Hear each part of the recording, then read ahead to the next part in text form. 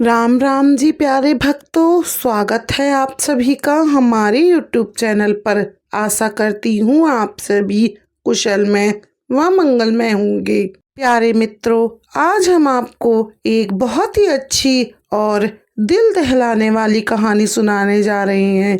इसीलिए आप सभी से निवेदन है कि कहानी को पूरा ही सुनिएगा और वीडियो को बिना स्किप करे कहानी सुनना। कहानी इस प्रकार है। बहुत पुराने जमाने की बात है। एक गांव में एक परिवार रहा करता था। उसमें 7 लड़के और एक लड़की थी। उनके माता पिता जल्द ही गुजर गए, तो जो बच्चे थे उन्होंने भी जल्द ही व्यवहारिक कार्य शुरू कर लिए। शुरू में तो उन सबका गुजारा चलाने में काफ़ी परेशानी आई, लेकिन कहते हैं ना, समय के साथ सब कुछ आसान होने लगता है। ऐसे ही उन लोगों के साथ भी हुआ। शुरू शुरू में तो उन्हें अपना काम करना बहुत मुश्किल लगता था, लेकिन धीरे धीरे समय के साथ साथ सातों भाई अपने कार्य में कुशल हो गए और उनकी बहन अपने गृह कार्य में दक्ष हो गई। उस समय में समाज के पुरुषों का काम जंगली जानवरों का शिकार करना और जो औरतें और लड़कियां थीं उनका काम सिर्फ घर के कामकाज करना और बच्चों को संभालना होता था। 7 भाई और एक बहन बड़े ही प्रेम से मिलजुल कर अपने घर में रहते थे। दिन निकलते ही सातों भाई शिकार करने के लिए निकल जाते और पीछे से उनकी बहन सबके लिए खाना पकाती और घर के सभी कामकाज किया करती थी। भाई जब जंगल से वापस आते तो साथ में बड़े बड़े जानवर, पक्षी आदि को मार कर लाते। बहन उनके मांस को बड़े चाव से पकाती और सब भोजन करके तृप्ति का अनुभव करते। ऐसे ही बड़े प्रेम से, बड़ी हंसी खुशी के साथ उन भाई बहनों के दिन गुजर रहे थे। एक दिन की बात है, सातों भाई जंगल को गए। शाम भी होने चली थी। बहन अब सबके लिए खाने के बनाने में लग गई थी। जब बहन सबके लिए हरी सब्जी का साग काट रही थी, तभी चाकू की तेज धार से उसकी एक उंगली कट गई। कटी उंगली से खून की धार बहने लगी। अब बहन तो बहुत परेशान हो गई और सोचने लगी कि यदि मेरे भाइयों ने ये मेरा खून देख लिया तो वो बहुत दुखी हो जाएंगे और मुझे उन्हें ये बात नहीं बतानी चाहिए। अब बहन ने बहते हुए खून को अपनी ओढ़नी से पोंछना चाहा, लेकिन फिर उसने सोचा कि यहाँ मेरे भाई खून देख लेंगे तो उन्हें बहुत दुख होगा। फिर बहन ने सोचा कि अपने बहते हुए खून को इस मिट्टी की दीवार पर पोंछ दूं। फिर उसके दिमाग में आई कि यहाँ तो मेरे भाई और भी अच्छी तरह से देख लेंगे और वो नाराज होंगे मुझ पर। फिर बहन बेचैन होकर इधर उधर घूमने लगी। कोई भी उसे ऐसी जगह ना मिली जहाँ उसका बहता हुआ खून भाइयों की दृष्टि से बच सके। अंत में कोई उपाय न देखकर उसने उसी साग से अपना खून पोंछ लिया जिसकी वो सब्जी बनाने जा रही थी। शाम को भाई जंगल से वापस आए। बहन ने सबके लिए खाना परोसा। आज सातों भाइयों को साग बहुत स्वादिष्ट लगा। सातों भाई अपनी उंगलियां चाटते रह गए। बहन की पाक कला की उन्होंने जमकर तारीफ की। अब जो बहन थी वो तो अपनी तारीफ सुनकर बहुत खुश हो रही थी। उसकी तो खुशी का कोई ठिकाना ही नहीं था। दिन भर के थके होने के कारण सातों भाई जल्दी सो गए। अब जो अगली सुबह रोज की तरह सातों भाई खा पी कर जंगल की ओर निकल पड़े। अब शिकार तलाशते तलाशते सातों भाई थक गए।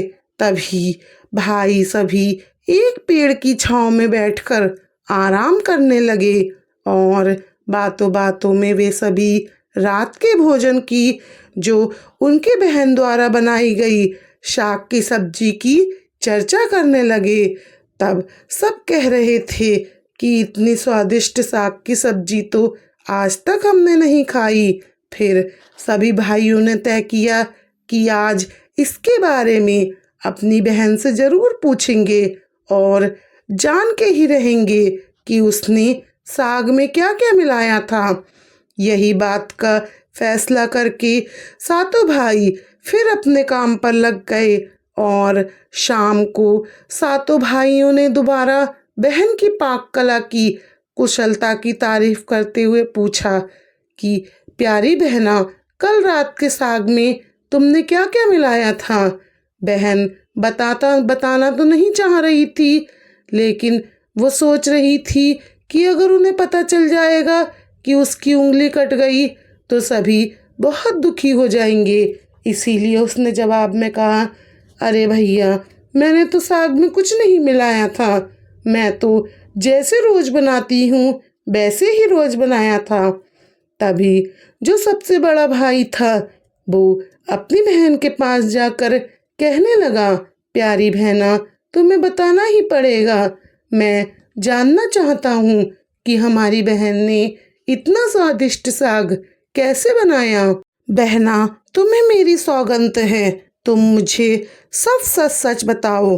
अब जो बड़ा भाई था उसका तो सभी भाई बहन सम्मान करते थे, बहन को सच बोलना ही पड़ा। उसने धीरे धीरे सारी बात बताते हुए कहा, बस इतना ही भैया, अपना खून मिला दिया था और ज़्यादा कुछ नहीं, क्योंकि साग काटते वक्त मेरी उंगली से खून निकलने लगा। चाकू की तेज धार से मेरी उंगली कट गई और मुझे खून पोंछने की कोई जगह नहीं दिखाई दी, इसीलिए मैंने उस साग में अपना खून मिला दिया। अब जो उसके छातो भाई थे वो ये सोचकर हैरान रह गए। जब सुन ये बात उसके 6 भाइयों के मन में एक कुटिल ख्याल कर गई। उसके 6 भाइयों के मन में बुरे बुरे ख्याल आने लगे। अब वो सोचने लगे कि इसकी खून की चंद बूंदें इतनी स्वादिष्ट थी तो इसका मांस कितना स्वादिष्ट होगा। रात के खाने के बाद सातों भाई सोने चले गए। सातों में फिर उसी बात की चर्चा छिड़ गई। अब जो बड़ा भाई था वो कहने लगा, अरे भाई, खून की कुछ बूंदें इतनी स्वादिष्ट थी तो सोचो हमारी बहन के शरीर का मांस कितना स्वादिष्ट होगा। सबने बड़े भाई की बात में हाँ मिलाया। अगले दिन शिकार के लिए जाते समय सातों ने ये योजना बनाई कि बहन को मारकर उसका मांस बनाएंगे और खाएंगे। उसका मांस तो खूब स्वादिष्ट होगा। सातवें भाई को अपने बड़े भाइयों की ये बातें बिल्कुल भी नहीं अच्छी लग रही थी। वह अपनी प्यारी बहन को बचाने के लिए बेचैन हो गया। वो खुलकर तो इन सब बातों का विरोध नहीं कर सकता था, क्योंकि 6 भाई एक तरफ थे और शिकार करने के बाद सभी भाइयों ने मिलकर एक टीले पर बांस के चांद यानी कि बांस के फट्टों से बना एक चबूतरे का निर्माण किया। उसकी योजना ये थी कि बहन को बहला फुसला कर यहाँ लाएंगे और तीर मारकर उसकी हत्या करेंगे और फिर बाद में उसका स्वादिष्ट मांस खाएंगे। अगले दिन बड़े भाई ने बहन से कहा, प्यारी बहना, अब तुम बड़ी हो गई हो और शादी के लायक हो गई हो। हमने तुम्हारे लिए एक बहुत अच्छा घर भर की तलाश की है। अब आज हम उसके घर देखने जाएंगे। तुम्हें भी सच सवर कर हमारे साथ चलना होगा। बहन शादी की बात से बहुत खुश हुई और तुरंत तैयार होकर भाइयों के साथ चलने लगी। चलते चलते बहन बहुत थक गई थी। अब वो अपने बड़े भाई से पूछने लगी, भैया, मेरा ससुराल कितनी दूर है। तो बड़ा भाई बोला, बस पहुंचने वाले हैं। दूर से दिखाई दे रहे टीले पे बने चांग को दिखाते हुए बड़ा भाई उससे बोला, वह देखो बहन, तुम्हारा ससुराल जहां तुम राज करोगी। अपने भाई की बातें सुनकर बहन बहुत खुश हो जाती है और चांग पर पहुंचते ही बड़े भाई ने अन्य भाइयों को बहन को चांग पर खड़ी करके रस्सी के बांस के खंभे के सहारे बांधने का आदेश दिया। सभी ने मिलकर फुर्ती से बहन को बांध दिया। बहन अब बिल्कुल असहाय थी। अपने भाइयों को अपने हत्यारे के रूप में देखकर बहन का हृदय हाहाकार करने लगा। बहन ईश्वर को याद करते हुए कहने लगी, हे ईश्वर, अब तुम ही मेरा सहारा हो। मेरे सातों भाई मेरी हत्या करना चाहते हैं।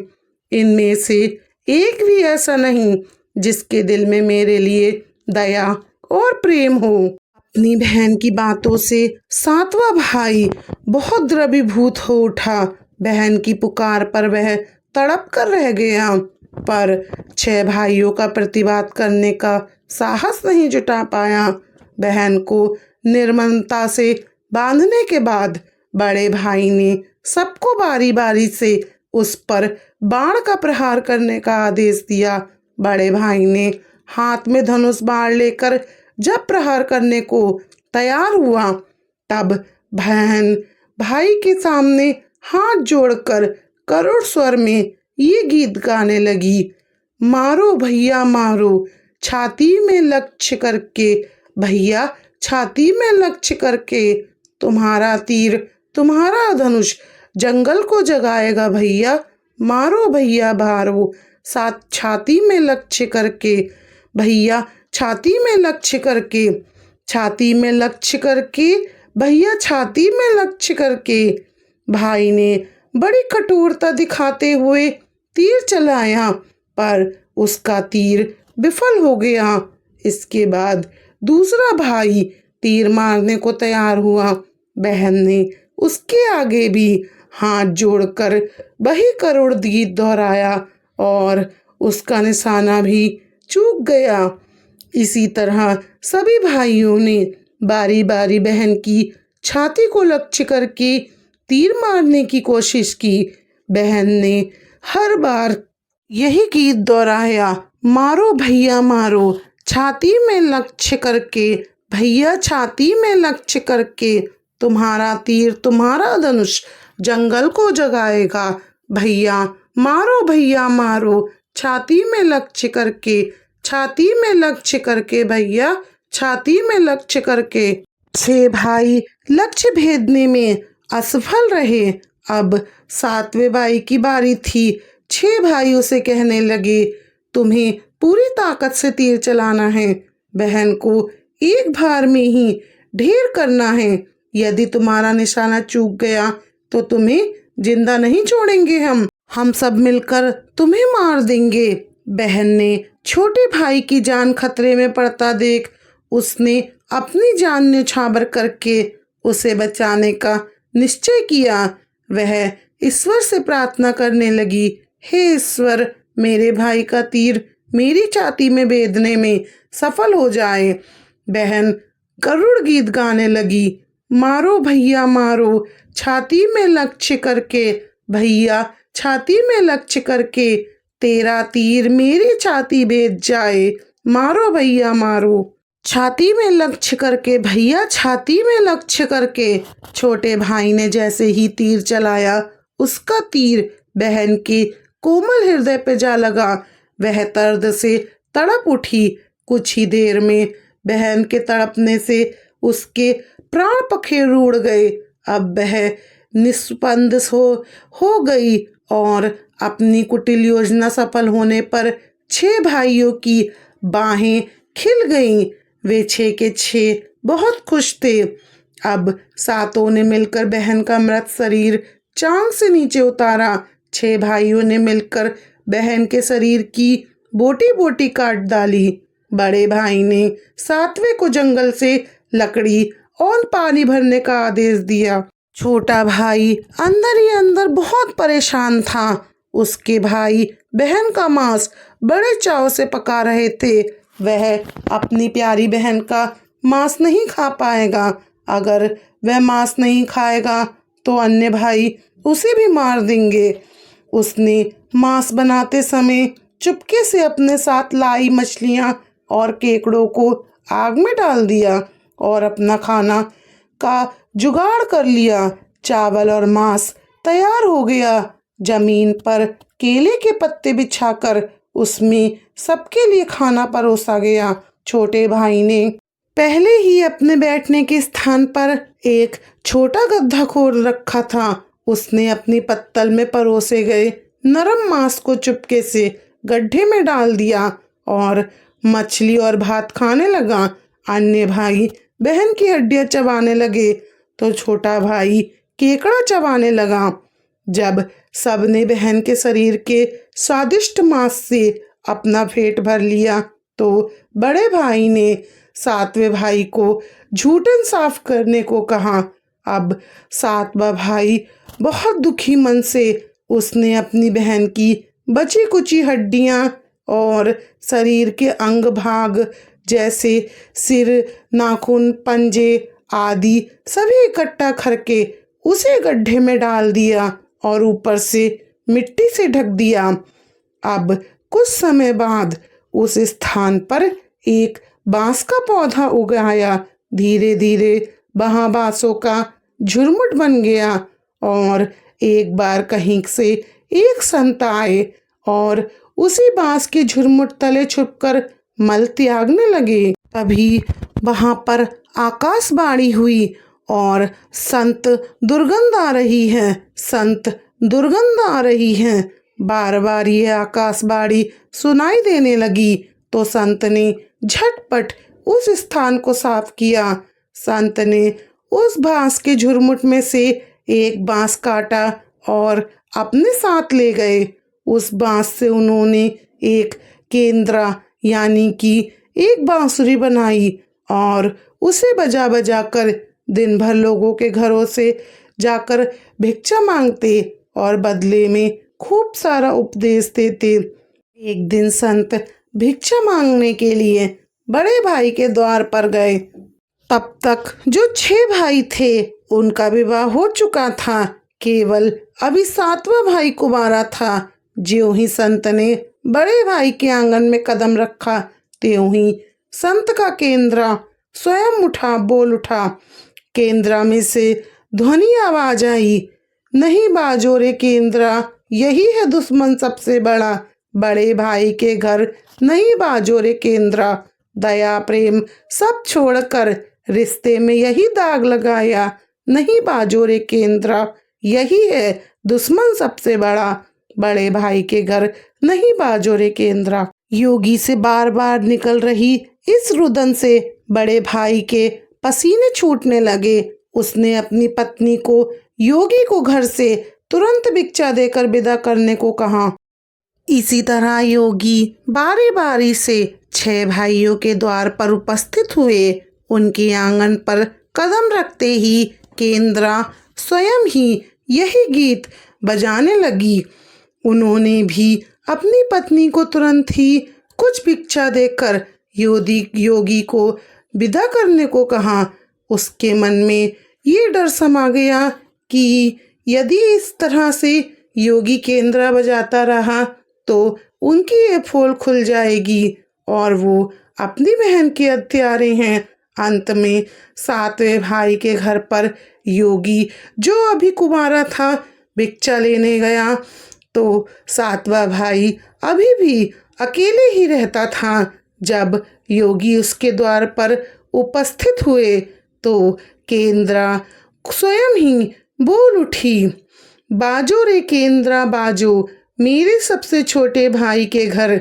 मन की बात मन में छुपाकर युग युग से रह रहा है अंतर मन में।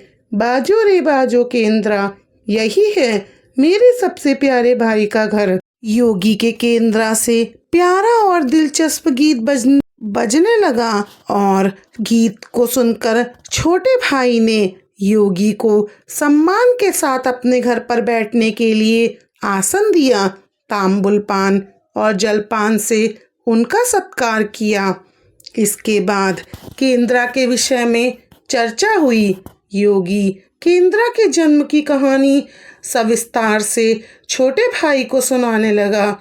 छोटे भाई ने उस केंद्रा को अपने आप यानी स्वयं लेने की प्रार्थना की तो योगी ने उसे छोटे भाई को सौंप दिया। योगी केंद्रा छोटे भाई को देकर चले गए। अब जो छोटा भाई था वो योगी के चले जाने के बाद केंद्रा को अपने बिस्तर के सिरहाने की तरफ साफ सुथरे स्थान पर धूप दीप जलाकर सम्मान के साथ रख दिया। कुछ दिनों बाद छोटे भाई के घर में कुछ परिवर्तन दिखाई देने लगा। जब छोटा भाई काम से लौटता और जब वो घर पर आता तो घर साफ सुथरा पाता। रोज रोज यही बात दोहराने लगी तो छोटे भाई ने अपनी भाभीयों के घर जाकर पूछा कि मेरी गैर हाजिरी में आप लोग मेरा घर साफ करती हैं क्या? तो उसकी सभी भाभीयों ने एक ही जवाब दिया कि हमें अपने घर के काम काज से फुर्सत नहीं है तो तुम्हारा घर कैसे साफ करेंगी। अब जो छोटा भाई था उसने निश्चय किया कि आज वह छुप कर देखेगा कि उसका घर कौन साफ करता है और छोटा भाई घर के कोने में छुप गया। सारा घर सुनसान होते ही जो केंद्रा उसने रख रखी थी उस केंद्रा में से उसकी बहन की शक्ल की एक लड़की निकली। घर का सारा काम किया और फिर उस केंद्रा में जाकर समा गई। जब छोटे भाई ने ये नज़ारा देखा तो वो बहुत हैरान हो गया और उसे कुछ भी समझ में नहीं आ रहा था। अब छोटे भाई ने जो उसका बड़ा भाई था उसकी पत्नी को ये सारी बात यानी अपनी बड़ी भाभी को बताई। तब उसकी बड़ी भाभी ने उसे समझाया, भैया जो ही केंद्रा से लड़की बाहर निकलेगी तुम केंद्रा को आग के हवाले कर देना और फिर उस लड़की पर तुलसी जी का जल छिड़क देना, फिर देखना क्या होता है। छोटे भाई ने भी अपनी भाभी के कहे मुताबिक वैसा ही किया। उसने लड़की के निकलते ही केंद्रा को आग में डाल दिया और लड़की पर पवित्र तुलसी जल का छिड़काव किया। तुलसी जल के स्पर्श से वो लड़की मानव रूप में आ गई और भाई ने देखा कि ये तो उसकी प्यारी बहन है। उसने अपनी बहन को गले लगा लिया और उसके बाद दोनों भाई बड़े प्रेम से साथ साथ जीवन बिताने लगे। प्यारे मित्रों, निस्वार्थ प्रेम ही रिश्तों को बनाए रखता है। रिश्तों को कलंकित करने वाला कभी नहीं छुप सकता, चाहे वो कितना ही अपने कलंक को अपने द्वारा किए गए पाप को छुपाए। पर जो गलत काम करता है उसको एक ना एक दिन उसके गलत काम को सबके सामने उजागर होना ही पड़ता है। ये कहानी हमें यही सिखाती है कि हमें अपने रिश्तों को एक मर्यादा में रखना चाहिए। अपने रिश्तों को कभी तार तार नहीं करना चाहिए। भक्तों, उम्मीद करती हूँ आपको ये कहानी अच्छी लगी होगी। यदि ये कहानी अच्छी लगे तो कमेंट बॉक्स में जय श्री राम जरूर लिखिएगा। मेरे साथ अंत तक बने रहने के लिए आप सभी का धन्यवाद। मित्रों, कहानी अच्छी लगे तो हमारे चैनल को सब्सक्राइब करना ना भूलें और बेल आइकन बटन को ज़रूर दबा दें, क्योंकि हम रोज़ इसी तरह से एक कहानी अपने चैनल पर अपलोड करते हैं। और आप अगर बेल आइकन बटन को दबा देंगे तो आपके पास हमारी डाली गई कहानी ज़रूर आ जाएगी। फिर आप हमारी कहानियों का आनंद ले सकेंगे। भक्तजनों, भगवान रामचंद्र जी की कृपा और उनका आशीर्वाद आप सभी पर बना रहे। आप सभी को हमारी दिल से राम राम जी।